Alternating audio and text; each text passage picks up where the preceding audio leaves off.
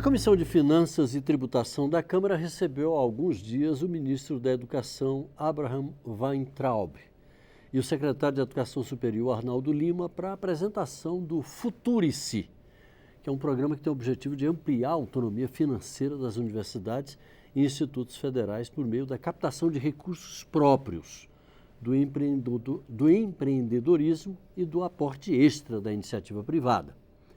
O autor do requerimento da audiência pública foi o deputado Evair de Mello, do Progressistas do Espírito Santo.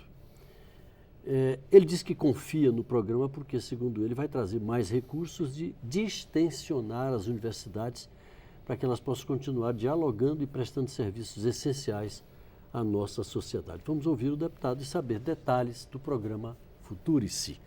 Deputado, além disso que o senhor falou aqui, quais são as grandes vantagens desse programa? Olha, obrigado pela oportunidade. Primeiro, nós temos uma noção clara do tamanho do nosso problema.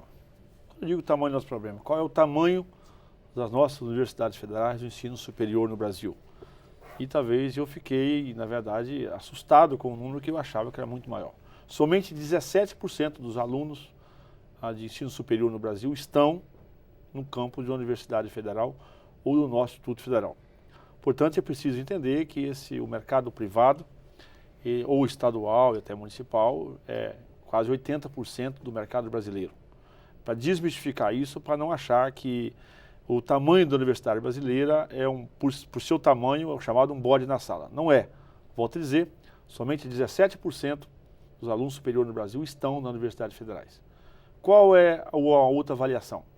Você pega uma universidade privada de referência, não vou citar o nome para não ser elegante, mas uma boa universidade federal brasileira, uma boa universidade privada brasileira, o aluno chega ao final do seu curso custando R$250 mil de investimento que ele faz a uma universidade privada de referência e reconhecimento nacional e internacional.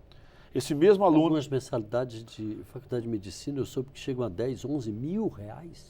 Mas eu estou tratando de cursos iguais. Vamos imaginar um curso de administração de empresa, um curso que relativamente não é um dos mais caros nas universidades privadas, mas de referência. Ele chega ao final do seu curso, laboratório. Ele chega ao final do seu curso custando R$250 mil. Esse mesmo aluno, numa universidade federal, ele chega custando R$450 mil. Então, essa é a diferença, esse é o rombo que nós temos que entrar e entender e compreender esse número. Uma vez que você vai numa universidade... Qual é a razão, deputado? Existem diagnósticos? É uma combinação de fatores importantes. Mas um número que nos assusta muito, são números oficiais. Você vai de novo. Por que eu estou comparando com universidades privadas? Universidades privadas de referência, porque para nós é um parâmetro importante. Você vai na universidade privada, do qual o aluno, inclusive, ele paga a sua mensalidade.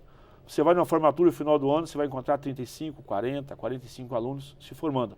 Você vai na Universidade Federal, a média não passa de 5 alunos se formando por ano.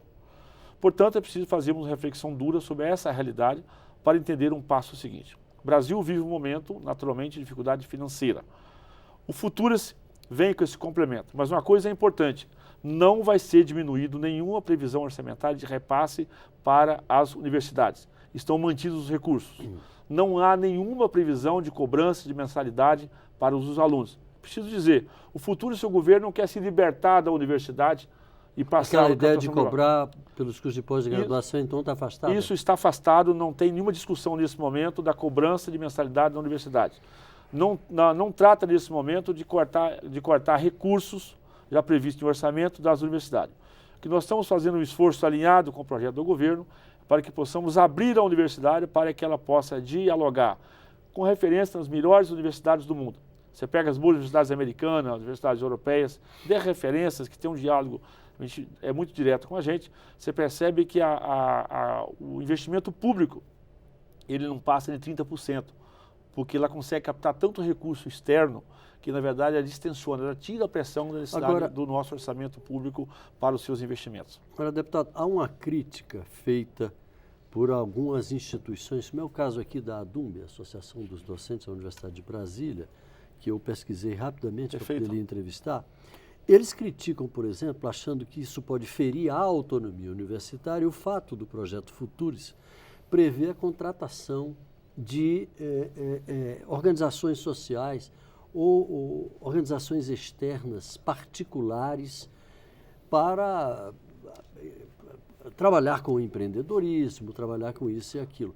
Essa autonomia universitária, a seu ver, está preservada ou corre riscos mesmo? Primeira como coisa eles importante, apontam? a universidade ela pode ter a opção de adesão. Não é um projeto impositivo, não é um projeto obrigatório. A autonomia universitária para produzir ciência, tecnologia e inovação não tem nenhuma interferência, como não vai continuar tendo. Não pode ter. Soberania pertence ao país, mas o campus, o seu departamento vai ter autonomia de tocar sua vida, tocar suas pesquisas, os seus investimentos. O futuro, ele alinha o quê? Essa autonomia universitária dá, inclusive, para ela a oportunidade de ir ao setor produtivo, ao setor privado, propor uma parceria do entendimento, desenvolvimento de uma molécula, de uma patente, de um produto, de uma inovação.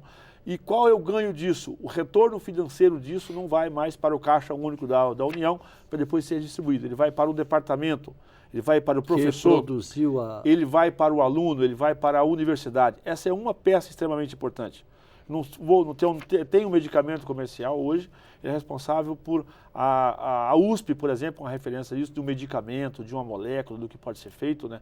O que significa o Futurice? Aquilo que a universidade conseguir produzir em relação com o setor privado, um software de banco, né, um software empresarial de gestão, uma publicação. Para faturar, para ganhar dinheiro em cima disso, fica com ela. Tudo aquilo que a universidade conseguir dialogar com o setor privado, não só nesse sentido, usar o campus, tem muito campo de universidade, que é uma área física imensa, tem áreas inteiras que estão paradas, ela pode alugar para a empresa privada ter lá os seus escritórios, ela pode alugar espaço de publicidade, pode alugar um espaço físico, ela pode ter produção própria interna. O futuro significa dar a oportunidade da universidade ou do Instituto Federal de andar com as suas próprias pernas. Deputado, então ela vai ter o recurso público garantido, mais um adicional se ela sair do comodismo.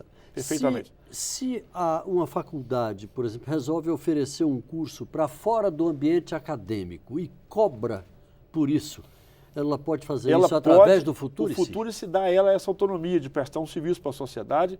Uma empresa, por exemplo, de um banco, uma multinacional, de internacionalização, tudo aquilo que ela produzir, que ela conseguir fazer captação financeira, isso hoje vai para a União e a União depois tem que redistribuir. O Futurice é exatamente isso. Nós estamos tirando Brasília, tirando a União do cangote da universidade e permitindo com que ela consiga dialogar. Nesse caso específico, eu volto a dizer, com o setor privado, para que possamos atrair investimento. Naturalmente, ter esse resultado. Isso vai permitir, inclusive, aumentar as startups, aumentar as incubadoras, incentivo a patentes e a moléculas, e a universidade tem autonomia mais do que a produção acadêmica e científica, inclusive agora a autonomia da gestão financeira, da aplicação daquilo que ela conseguir produzir.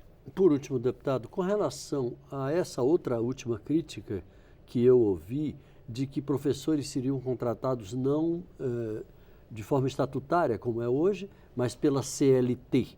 O Futurice não... Isso não está... O projeto não prevê isso? O Futurice não trata disso. O Futurice trata de criar um ambiente para dar autonomia e liberdade financeira para que o departamento, para que o professor, para que um grupo de alunos, para que a universidade no seu todo, ela tenha a sua emancipação. O Futurice não trata disso.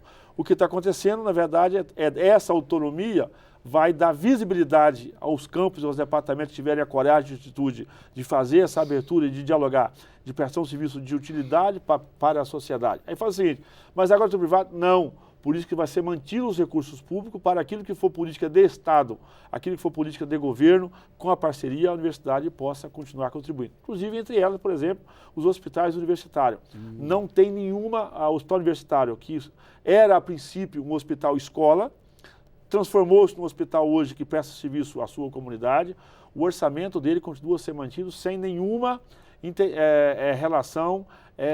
não haverá corte algum. Não haverá corte algum. Mas é preciso entender o seguinte, quando esse hospital universitário tiver competência para prestar serviços para privados, para um plano de saúde, para quem tiver um outro fundo de investimento, naturalmente o hospital também vai poder fazer essa captação e esse recurso é da entidade, é do hospital. A universidade vai poder, então, fechar contratos, digamos assim, para a prestação de serviço de sua competência acadêmica. A pessoa tem um plano de saúde, tem vaga no seu hospital, internou a pessoa com plano de saúde, ela vai ligar, olha, plano de saúde, Tem uma pessoa, sou internária aqui, me dá o meu dinheiro para cá. Ela vai receber, esse dinheiro é dela, para que ela possa ter autonomia e liberdade. O Futurice é a emancipação, é dar asas para dialogar com esse mundo hoje que, né, vamos sair da burocracia pública, vamos dar autonomia, vamos dar liberdade, e não tem nenhuma interferência na gestão interna.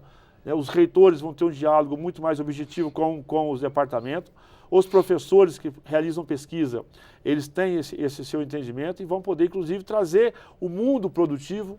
Eu fui recentemente à Itália, agora vi a Universidade de Pádua, por exemplo, com um projeto exatamente nessa mesma linha, poder dialogar com o setor produtivo de inovação, ciência, tecnologias e humanas.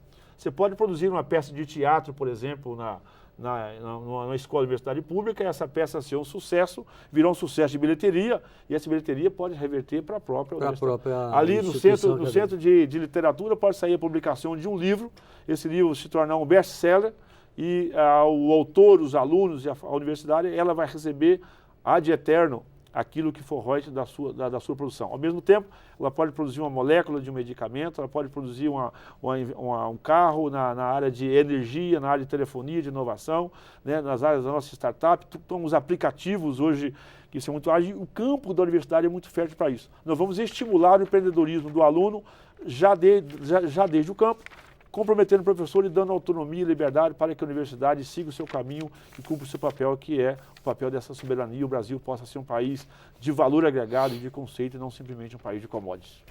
Deputado Evair de Mello, muito obrigado pela sua participação aqui com a gente. Volte sempre. Obrigado pela oportunidade e Futurice é o nosso caminho.